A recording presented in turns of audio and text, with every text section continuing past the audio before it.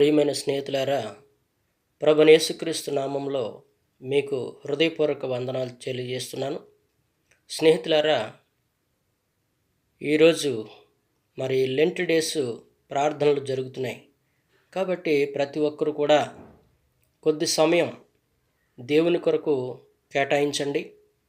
అపోస్తలుడైన పౌలు కొరింథీ సంఘంతో చెప్తున్న మాట, సిలువను గూర్చిన వార్త నశించున్న వారికి వెర్రితనముగా ఉంటుంది, కానీ రక్షించబడుచున్న మనకు దేవుని శక్తి అయి ఉన్నదని చెప్పాడు. కాబట్టి ప్రియమైన దేవుని బిడ్డలారా, ఈ లెంట్ డేస్లో ప్రతి ఒక్కరూ కూడా సిలువను గూర్చి ధ్యానించాలని, సిలువను గూర్చి చదవాలని, సిలువను తలంచుకుంటూ మన యొక్క వ్యక్తిగత జీవితాన్ని సరిచేసుకోవాలని ప్రభు పేరట మీకు తెలియజేస్తున్నాను. ఈ రోజుల్లో అనేక మంది ప్రజలు లెంట్ డేస్ పాటించాలా వద్దా అని రకరకాలుగా ప్రకటనలు చేస్తున్నారు.